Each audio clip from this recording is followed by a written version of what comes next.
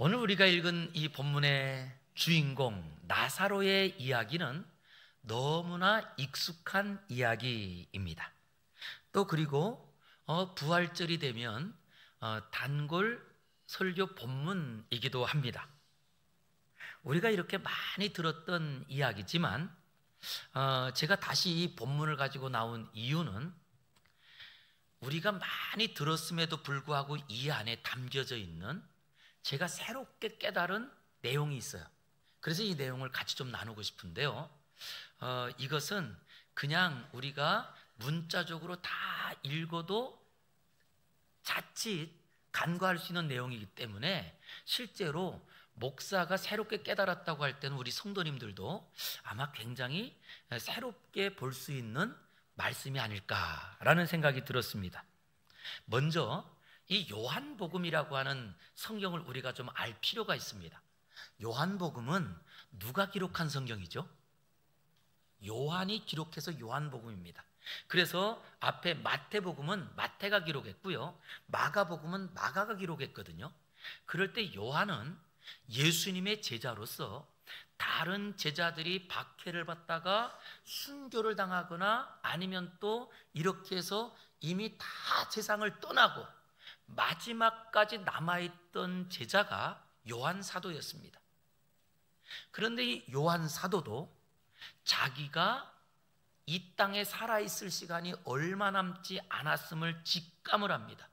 그때에 그 초대교회 성도들을 향해서 예수님에 대해서 다시 글을 써요. 그 이야기가 요한복음입니다. 그러면 이미 초대교회 성도들에게는 그 전에 알려져 있던 것은 예수님이 태어나서부터 예수님께서 죽으시고 부활하시기까지 이 시간의 순서를 따라서 기록이 되어 있는 예수님에 대한 이야기였어요. 그 중에 중심이 되는 마가복음이 있고 마가복음과 마태복음 그리고 누가복음에 대한 이 순서가 비슷하게 예수님에 대한 이야기를 써내려고 왔는데, 이때 요한 사도가 이것만 가지고는 아무래도 부족한 느낌이 있어 솔직히 다시 그 성도들에게 예수님이 누구신지 알려주기 위해서 시간적인 배열보다 오히려 예수님의 행적을 가지고 예수님이 누구신가 이걸 알리기 위해서 이 요한복음을 씁니다. 그래서 요한복음은요, 시간적인 배열을 조금 초월해서 그 내용들이 담겨 있어요. 그 중에 예수님이 누군지를 알려주기 위하여 사용하고 있는 다른 복음서에서는 기록하지 않는 아주 특별한 단어 하나를 쓰는데 그 단어가 표적이라는 단어입니다. 표적. 실제로 예수님께서 하신 많은 기적들이 있거든요. 그 기적에는 예수님께서 어린아이 도시락 가지고 많은 사람을 먹인 오병이의 기적, 아니면 또 예수님께서 또 예수님의 말씀으로 그 소병의 눈을 띄워주거나 아니면 또 오래된 질병을 고치는 이런 기적들이 있어요. 그런데 그 기적을 요한 사도는 뭐라고 말하느냐? 표적이라고 말하는 거예요. 표적. 이 표적이라는 말은요, 기적이긴 기적인데 목표하는 바가 있더라는 거예요. 그랬더니 그 목표하는 바를 가지고 요한 사도가 제일 먼저 예수님이 누구신지 첫 번째 기적을 우리에게 소개하는데, 예수님이 기적을 일으킨 첫 번째를 뭐라고 하느냐? 가나의 혼인잔치집에 갔는데 거기에 이 잔치집에 포도주가 떨어져서 잔치가 망할 수 있고 잔치가 어려워질 수 있는 이때에 예수님께서 물로 포도주를 만드신 거예요. 이것을 예수님이 행하신 첫 번째 기적이라 이렇게 말하지 않고요, 첫 번째 표적이라 이렇게 말하고 있는 거예요. 왜냐라고 했더니 이것은 다분히 의도적으로 예수님이 누군지를 알려주기 위한 기적이었다는 거예요. 그랬더니 바로 예수님은 누구시냐? 창세기 1장에 하나님께서 말씀으로 세상을 창조하신 것처럼 우리 예수님께서는 물로 포도주를 창조하시는 창조주 하나님이십니다. 이걸 알려주는 거예요. 그러기에 이 요한복음에서는 이런 표적을 7가지를 기록해요. 그런데 7가지 표적 중에 마지막으로 제일 끝에 기록한 표적이 바로 나사로를 살리는 표적입니다. 이 마지막 표적에 보니까 예수님께서 거기에도 자기 자신이 누군지 먼저 소개를 하세요. 그래서 이 요한복음에는요, 자기 자신을 예수님께서 직접 소개하는 것을 기록하면서 그 문법이 있는데, 그때마다 에고 에이미, 즉 나는 나다. 그런데 이 내용도 그것이 곧 구약 성경으로 갔을 때 모세가 하나님을 만나는 장면이 있습니다. 떨기나무가 막 타고 있는데 불이 났는데 나무가 타지 않아요. 그래서 너무나 신기해서 모세가 그쪽으로 가고 있을 때 하나님께서 나타나서 하나님이 말씀하십니다. 모세야, 내가 선 곳은 거룩한 곳이니 내 발에서 신을 벗으라. 그때 모세가 질문하죠. 누구십니까? 그때 뭐라고 하죠? 나는 여호와니라. 나는 스스로 있는 자니라. 이것이 곧 I am that I am 이라는 말이거든요. I am, 나는 나다. 그런데 바로 그 용법을 그대로 갖고 와서 요한복음에서 나는 나다 이렇게 말씀하시는 거예요. 이 내용 안에 요한복음에 보니까 나는 이라고 하면서 나는 양의 문이다, 나는 길이요 진리요 생명이다, 나는, 오늘 본문에 뭐라고요? 자, 한번 보겠습니다. 11장 25절과 26절입니다. 예수께서 이르시되 뭐라고요? 나는부터 한번 읽어보겠습니다. 시작. 나는 부활이요 생명이니 나를 믿는 자는 죽어도 살겠고 무릇 살아서 나를 믿는 자는 영원히 죽지 아니하리니 이것을 내가 믿느냐. 예, 예수님께서 먼저 자기 자신을 먼저 소개합니다. 나는 부활이요 생명이니, 즉 예수님께서는 부활을 일으키는 힘이 있거나 아니면 또 우리에게 어떤 거대한 힘을 주시는 이 정도가 아니고 예수님 자체가 곧 나는 부활이요 나는 생명으로 죽은 자를 살리는 그 하나님의 은혜가 어디에 있어요? 예수님 안에 그냥 다 있다는 거예요. 그러게 예수님을 믿기만 하면 죽은 자가 살아나며 예수님을 믿기만 하면 연약한 자리에서 날마다 강력한 그 힘으로 넘치는 삶을 살아가고, 예수님이 있기만 하면 우리 안에 하나님의 생명이 이미 임한 줄 믿습니다. 그러기에 예수님께서 나는 부활이요 생명이라, 나를 믿는 자는 죽어도 산다, 살아서 나를 믿는 자는 영원히 죽지 않는데 이것을 내가 믿느냐? 라고 예수님께서 오늘 본문에 마르다에게 질문하세요. 그런데 이 마르다에게 하신 질문을 요한 사도가 글로 남겼던 이유는 뭘까요? 이 글을 읽고 있는 독자들에게 질문하는 겁니다. 아니, 예수님을 믿는 성도들에게 던지는 질문입니다. 예수님을 믿으면 죽어도 산다는 거예요. 아니, 살아서 예수님을 믿는 사람은 영원히 죽지 않는다는 거예요. 그럴 때 우리는 마음에 믿는다고 하면서도 우리 마음 가운데 진짜?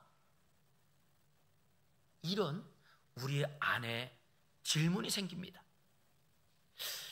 진짜 예수님 믿으면 죽어도 사는 게 맞아? 라고 할 때 예수님께서 그 증거를 보여주신 것이 오늘 나사로 사건이에요. 그 증거가. 그래서 오늘 죽은 나사로가 무덤에서 걸어 나오는 표적을 보여준 거예요. 이 표적이라는 말은 목적 있는 기적입니다. 예수님을 믿기만 하면, 예수님을 따라가기만 하면 죽은 사람도 살아나고, 그리고 우리가 이 땅에서 더 이상 희망이 없는 자리에도 힘을 얻는 것을 알려주는 바로 예수님은 우리의 위로자요 소망자요 희망인 줄 믿습니다. 이걸 알려주는 것이 오늘 죽은 사람이 무덤에서 걸어 나오는 표적이더라는 거예요. 자, 그런데 오늘 이야기가요, 요한복음 11장 1절부터 44절까지 내용이 길어요. 자, 여러분, 혹시 여러분들, 우리 어른들은 피자를 좋아하실까요? 빈대떡을 좋아하실까요? 빈대떡 좋아하세요? 그럼 빈대떡 그걸 한 입에 다 드시나요? 어떻게 드세요? 예, 잘라서 먹죠. 예, 그것처럼 이렇게 성경이 1절부터 44절까지 있을 때에는 그것을 좀 구분하면 좋아요. 그래서 제가 세 등분으로 구분을 해서 좀 말씀드리고 싶은데요. 첫 번째, 예수님께서 예루살렘으로 올라가다가 나사로가 병이 걸려 죽게 되었다는 소식을 들은 장면입니다. 본문에 보니까 3절에 이렇게 소개를 해요. 이에 그 누이들이 예수께 어떻게 해요? 사람을 보내요. 사람을 보내서 주여 보시옵소서. 누가 병들었어요? 누가 병들었다고요? 나사로가 아니고요. 그런데 이 지금 누이들이 예수님께 사람을 보냈어요. 지금 예수님께서는 예루살렘으로 올라가고 있는 중이었습니다. 그럴 때 이 누이들이 사람을 보내서 예수님, 우리 오라버니가 병들었어요. 이걸 알려주는데 그때 오라버니 나사로라고 말하지 않고 사랑하는 자가 병들었다고 말을 해요. 이걸 보니까 분명히 예수님과 나사로의 집안과는 굉장히 친분이 두터운 거예요. 그리고 서로 예수님께서 또 이 나사로 집안을 의지하기도 하고, 그리고 나사로 집안이 예수님을 의지하고 살았던 증거가 오늘 그 누이 동생들이 누구라고 하느냐? 우리 오라버니가 아니고 예수님의 사랑하는 자가 병들었습니다 라고 말합니다. 그러면 예수님은 뭐가 있어요? 치유하는 능력 있는 분인 거 우리 알잖아요. 그럼 예수님께서 내 사랑하는 친구가 지금 병들었다고 한다면 우리 같으면, 자, 우리 찬양대 저를 좀 봐주시고요. 찬양대 어떻게 하실래요? 예? 그래? 하던 일도 멈추고 달려가지 않을까요? 그런데 예수님은 어떻게 하느냐? 6절 보세요. 6절 읽겠습니다. 시작. 나사로가 병들었다 함을 들으시고 그 계시던 곳에 이틀을 더 유하시고. 예수님이 나사로가 병들었다는 얘기를 듣자마자 그래? 그리고 달려가는 게 아니고요, 거꾸로 그 올라가던 자리를 멈추고 이틀 동안을 그 자리에 머물러 있었대요. 그 동네 안 가고. 이상하죠? 그런데 그 다음 절은요, 제자들에게 말해요. 이틀 동안 있다가 야, 우리 다시 돌아가자. 우리가 왔던 그 유대로 내려가자. 이렇게 말씀을 하세요. 아마도 그 여동생들이 그 상황을 보았더라고 한다면 뭐라고 생각했을까요? 우리는 예수님 사랑하고, 그리고 정말 예수님이 우리를 사랑하는 줄 알아서 우리 오빠를 사랑하는 자라고 말했는데 예수님은 나를 사랑하지 않나 봐. 우리가 이런 오해를 많이 합니다. 우리가 신앙생활하면서도 하나님, 우리가 정말로 주님만 의지하고 내가 그 바쁜 중에도 주일 성수를 하고, 그리고 또한 소득의 11조를 드리며 하나님 앞에서 이렇게 봉사를 하겠는데 왜 나에게 이런 질병을 주시고 왜 나에게 이런 어려움을 주시나요? 우리가 기도하면 빨리 들으셔야 될 것 같은데 오히려 침묵하고 아무 말씀도 안 하시는 거예요. 오늘 이 나사로가 지금 병들어서 죽게 되었다고 하는데 거꾸로 예수님은 반응하지 않고 가만히 이틀 동안이나 머물러 있다가 다시금, 아니 올라가던 길이에요. 나사로의 집은요 바로 예루살렘 옆 동네라서 예루살렘으로 올라가다가 그 마을을 지나서 올라가야 돼요. 그런데 가던 길을 멈추고 안 가요, 예수님이. 그러더니 거꾸로 다시 반대로 가겠다는 거예요. 왜요? 우린 이해가 되지 않습니다. 우리의 신앙생활에도 혹시 우리 성도님들 나에게 신앙으로 사는 자리에 이런 이해가 안 되는 일이 발생할 때는 그때 가만히 기다리는 게 필요해요. 분명히 예수님이 그렇게 하실 때 이유가 있었던 거예요. 그 이유를 어디서 찾을 수 있느냐? 이유가 4절에 이미 앞부분에 말했어요. 병들었다는 이야기를 듣자마자 예수님께서 4절 읽어보겠습니다. 시작. 예수께서 들으시고 이르시되 이 병은 죽을 병이 아니라 하나님의 영광을 위함이요 하나님의 아들이 이로 말미암아 영광을 받게 하려 함이라 하시더라. 아멘. 자, 여기에 다시 요 본문 보세요. 이 병은 무슨 병이래요? 그러면 질문, 나사로가 죽었어요, 안 죽었어요? 안 죽었어요. 역시 안 죽었어요 라고 말하는 게 확실한 거예요. 왜냐하면 우리는 그 뒤까지 알잖아요. 예? 우린 뒤까지 알잖아요. 이 예수님께서 지금 이 병은 죽을 병이 아니라 라고 하는 것은 그 죽음 뒤에 하나님께서 행하실 일을 말씀하시는 거예요. 그러나 우리는 무엇까지만 보느냐? 죽는 것까지만 봐요. 그러기에 이 죽는 것만 보고 우리는 하나님이 나를 미워하나 봐, 하나님이 나를 떠나고 하나님이 안 계시나 봐, 우리는 여러 가지 불평의 말을 합니다. 그럴 때 예수님께서 이 사건을 듣자마자 그때 하신 말씀이 이 병은 죽을 병이 아니라 하나님의 영광을 위함이로 이것을 통하여 하나님의 아들이 영광을 받게 하려 함이라. 할렐루야. 우리 한번 옆에 있는 분에게 꼭 이야기해 주시기 바랍니다. 모든 일에는 하나님의 뜻이 있대요. 믿습니까? 예. 우리가 이해할 수 없는 자리에도 하나님의 뜻이 있더라는 겁니다. 그래서 예수님께서 이 병은 죽을 병이 아니라 하나님의 영광을 위한 병이다 라고 말씀하세요. 그러나 몰랐다.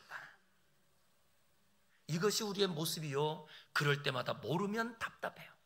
그때 예수님이 죽었다는 이야기를 듣고, 나사로가 죽었다는 이야기를 듣고 예수님의 집에 도착했을 때입니다. 두 번째요, 이제 집에 도착을 해요. 그랬더니 도착을 했는데요, 20절에 보면 그 집에는 마리아도 있고 마르다도 있었다고 말을 해요. 그러면서 21절 보세요. 21절 시작. 마르다가 예수께 여짜오되 주께서 여기 계셨더라면 내 오라버니가 죽지 아니하였겠나이다. 예, 두 사람이 있었는데 예수님이 그 집에 도착했을 때 두 사람 중에 마리아와 마르다 중에 마르다만 나와요. 그리고 마리아는 그냥 집에 있어요. 이 말은, 자, 지금 이 나사로의 집에서 두 자매가 예수님을 아주 기쁨으로 맞이하고 있나요? 아니죠. 손님이 왔으니까 맞이하러 가면서 먼저 손 위에 있는 그 마르다가 예수님을 맞이하러 갑니다. 그리고 맞이하자마자 첫 번째 하는 말이, 주님 왜 늦게 오셨어요? 이 말이에요. 주님 여기 계셨더라면 내 오라비가 죽지 아니하였겠나이다. 원망하며 불평합니다. 예수님께서 늦게 오심으로 우리 오라버니가 죽었다는 거예요. 아니, 오라버니가 지금 병들었다는 이야기를 들으면서도 왜 안 오셨어요? 왜냐, 그 말은 이미 사람을 보냈는데, 사람을 보내고 그 사람이 예수님께 그 말을 전달하고 자기 집까지 왔는데 예수님은 안 오시는 거예요.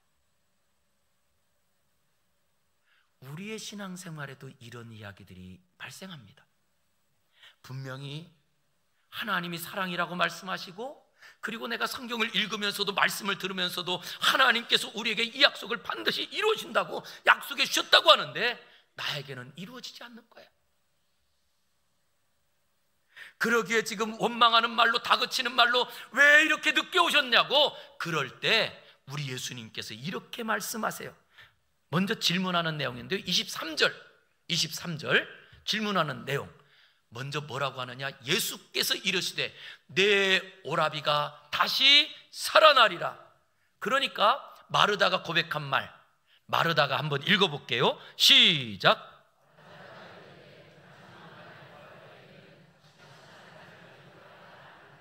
예, 자, 마르다가 죽은 사람이 살아나는 부활을 믿어요, 안 믿어요?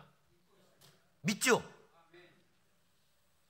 그것처럼 우리 신앙생활 안에도 보니까 우리 성도들이요, 예수님의 부활을 믿어요.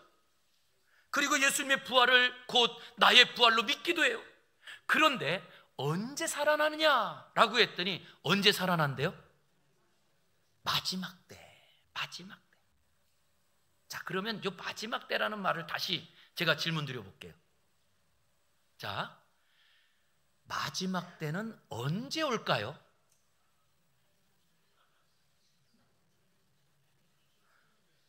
내가 생전에 올까요? 안 올까요? 모른다는 말 안에는 온다는 것이 확실한가요? 더 큰가요? 안 온다는 것이 확실한가요? 온다는 게 확실해요? 진짜요? 아멘 하는 분도 계신데 글쎄요, 이 말은요, 내가 성경에 있는 것대로 하나님께서 죽은 자를 살리신다는 건 믿기는 믿는데 지금은 아니에요. 이 말이 지금은 아니에요. 지금도 우리가 신앙생활하면서 이렇게 사는 분들이 많습니다. 성경을 알아요. 그리고 예수님의 부활을 믿는데요, 그러면서도 지금 나에게는 왜 나에게 이런 고통이 있나요? 왜 나에게 이런 어려움이 있나요? 그리고 늘 우리도 혹시 이 마르다처럼 원망 불평하지 않을까요? 이런 자리에 지금은 아니라는 거예요. 그럴 때 예수님께서 다시 묻습니다. 25절과 26절에 예수께서 이르시되 나는 부활이요 생명이니 나를 믿는 자는 죽어도 살겠고 무릇 살아서 나를 믿는 자는 영원히 죽지 아니하리니 이것을 내가 믿느냐? 자, 그랬더니 뭐라 그래요? 내가 믿느냐? 그럴 때 마르다의 고백을 들어보겠습니다. 마르다의 고백입니다. 27절 시작.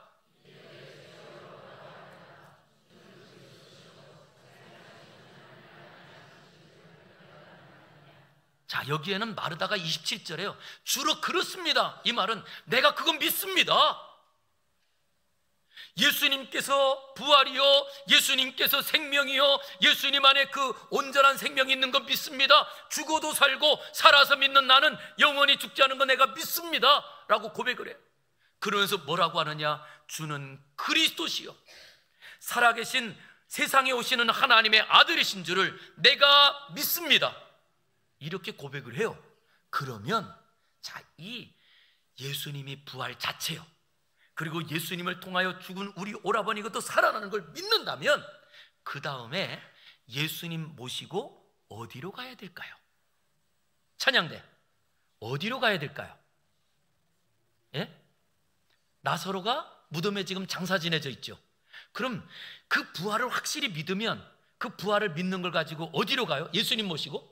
여러분 같으면 어디로 가실래요? 무덤으로 가는 게 맞지 않을까요? 그런데 오늘 본문에 28절에 그렇게 믿습니다 라고 말하고 28절 시작.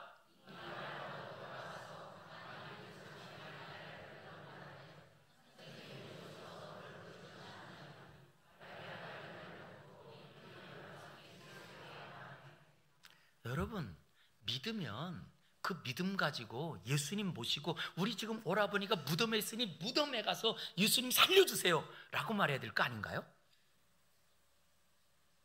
그런데 믿습니다까지 해놓고 이 말을 하고 싹 돌아서서 가만히 아무 말도 하지 않고 자기 자매 마리아를 불러서 야, 예수님이 너를 불러. 예수님 언제 불렀나요? 부르지도 않았는데 자기 동생 부른다고 하고 자기는 쏙 들어가요. 자, 여기까지가 두 번째 장면입니다. 그런데 세 번째 장면, 그 마리아가 나올 때의 이야기입니다. 마리아와 함께 무덤 앞으로 가는데 우리는, 자, 우리 전도회 중에 마리아 전도회가 있고 마르다 전도회가 있죠. 자, 우리 마르다 전도회 회원님들 한번 손 좀 들어보실래요? 마르다 전도회. 예, 찬양대도 있고요. 예, 마리아 전도회. 마리아 전도회. 한 분밖에 손을 안, 예, 일부 예배 때 많이 들이서 그런가. 마리아. 저 뒤에도 있고 마리아. 예. 자, 질문하겠습니다. 마리아와 마르다 중에 누가 더 신앙이 더 좋아요? 예? 우리 알기는 마리아가 좋은 줄로 알고 있죠. 예? 그 사건이 있습니다.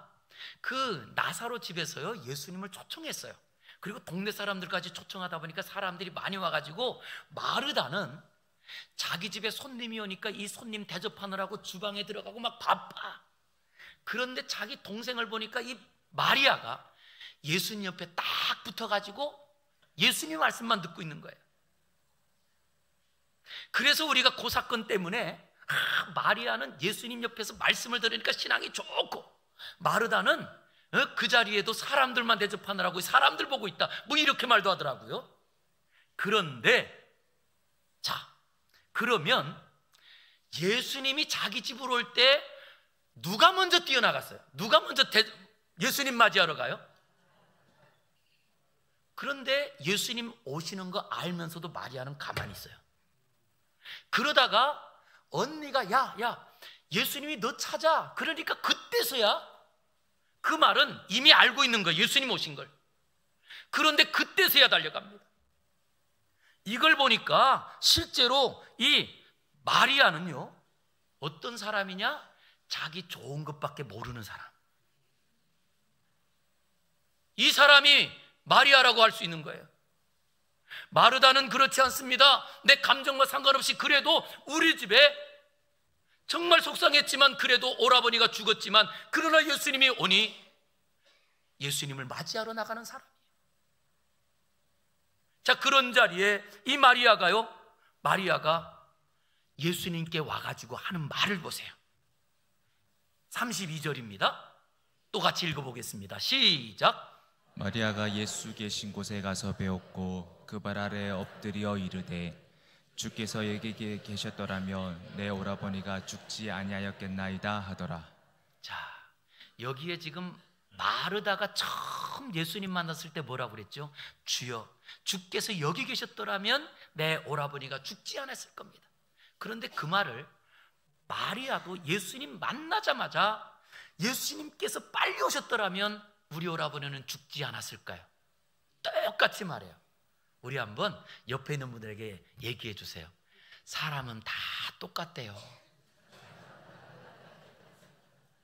별 사람 없어요. 우리는 가끔 교회 안에서도 누가 신앙이 좋냐, 누가 대단하냐, 아니요. 그런 사람들이요, 다 결국 오라버니가 죽고 나니까 똑같이 말하고 있어요. 똑같이 말해요. 아주 그러기에 어쩌면 이 마리아는 예수님 보는 것이 민망해서 예수님 왔다는 걸 알면서도, 그러면서도 그냥 모른 척하고 있다가 자기 언니가 야 예수님이 너 찾아 그러니까 예수님께 달려가면서도 자기 마음에 있는 걸 가지고 토해냅니다. 원망 섞인 불평 쌓인 그 마음, 예수님 빨리 오셨더라면 우리 오라버니가 죽지 않았을 텐데. 그때 예수님께서 내 오라버니가 어디 있니? 그리고 그 무덤으로 갔더니 무덤이 이스라엘의 무덤은 우리나라 무덤하고 다른 굴입니다. 굴. 그리고 굴이기 때문에 앞에 돌로 막아놨어요. 그럴 때 예수님께서 그 돌을 옮기라고 하고, 그리고 그때 큰 소리로 43절에 이 말씀을 하시고 큰 소리로 뭐라고요? 다시 한번 예수님이 큰 소리로 했대요. 우리도 한번 큰 소리로 시작. 예, 하시니까지는 안 해도 되잖아요. 예, 예수님이 하신 말씀대로만. 그런데 그 말씀 갖고 죽은 사람이 살아날까요? 큰 소리로 나사로야 나오너라. 그랬더니 나사로가 그 장례를 지낼 때 다 이 붕대를 감았던 그 모습대로 그대로 걸어 나오더라는 거예요. 여기서 우리는 아까 제가 처음에 이런 말씀 드렸어요. 이것은 하나의 표적이라고. 여기에는 예수님이 갖고 있는 의도된 목적이 있었습니다. 왜 예수님께서 그 나사로가 병들었다고 할 때 올라가시지 않다가 죽었다고 할 때 그때 올라가서 원망하고 불평하는 그 자리에서 이 나사로를 살리셨을까요? 이것은 그 자리에 마리아를 책망하고 그리고 또한 마르다를 책망하기 위함이었을까요? 우리는 가끔 신앙생활하면서 마치 예수님과 하나님께서 우리를 책망하는 분인 것처럼 이렇게 착각하고 오해하시는 분들이 많아요. 그래서 우리가 신앙생활 하다가 어려움 생기기만 하면 하나님이 벌 내렸다고, 하나님께서 나에게 이런 어려움을 주셨다고 그러면서 오히려 다른 사람들이 비난하기도 하고 이런 이야기들을 듣습니다. 정말 하나님을 오해하는 거예요. 그때에 예수님은 무엇 하시느냐? 라고 했더니 33절 보세요. 33절. 예수께서 그가 우는 것과, 가족들이 우는 거예요. 또 함께 온 유대인들이, 마을 사람들이 우는 것을 보시고 심령에 어떻게 했대요? 비통히 여기시고 또 어떻게 해요?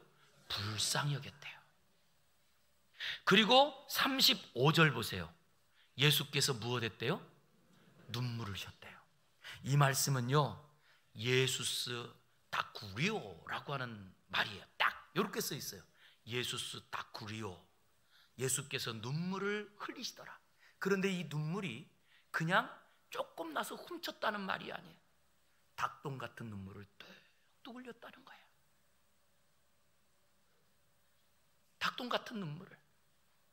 그리고 38절에도 말합니다. 이에 예수께서 다시 속으로 비통히 여기시며, 예수님께서 그렇게 신앙을 가지고 예수님의 사랑을 받고 그리고 예수님의 사랑 안에서 부활을 믿는다고 하는 이 마르다도, 아니 예수님을 너무나 좋아해서 자기가 할 일도 잃어버리고 예수님 곁에서 말씀을 듣던 이 마리아도 죽음 앞에서는 속절없이 무너지는 거예요.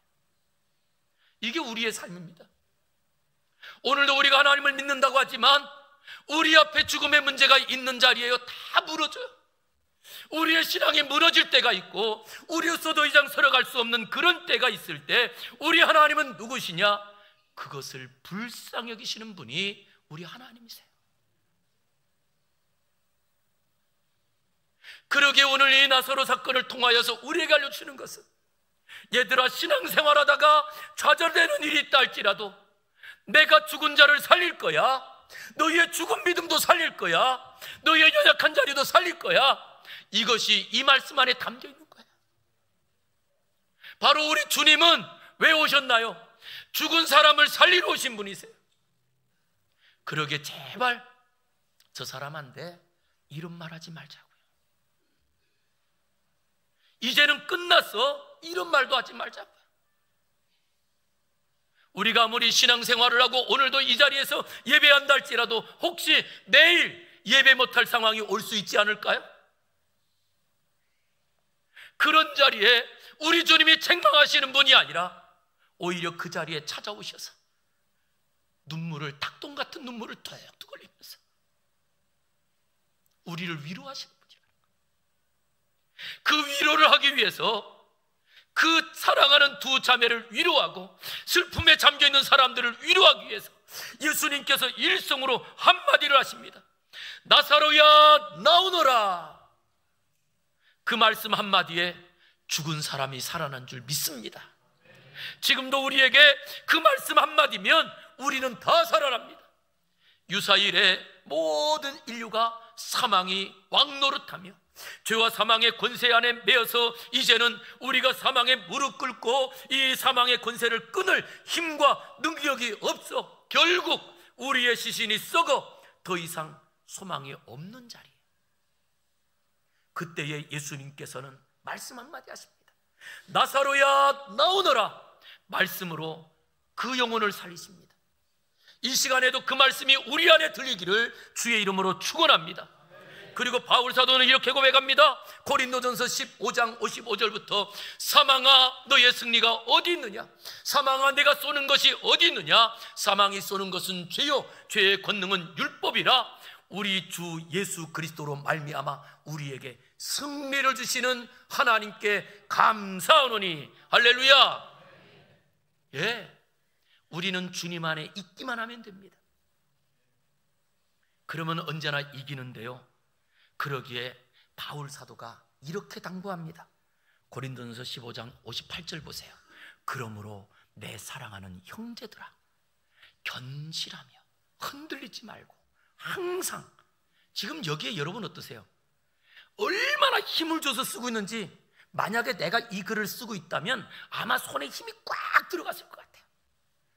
그러므로 내 사랑하는 형제들아, 견실하며 흔들리지 말고 항상 주의 일에 더욱 힘쓰는 자들이 되라, 이렇게 당부하는 내용 아닌가요? 왜요?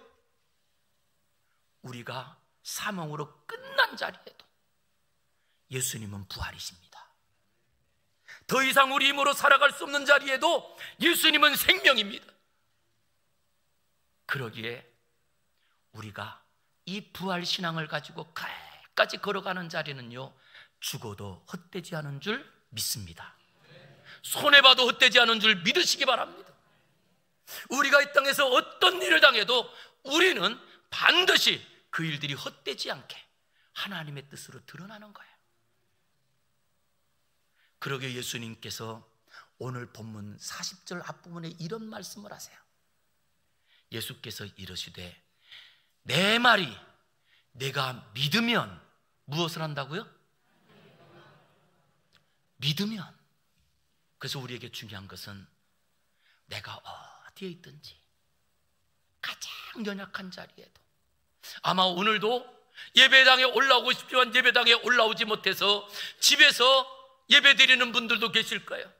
그러나 그 자리에서 믿으면 하나님의 영광을 보게 됩니다.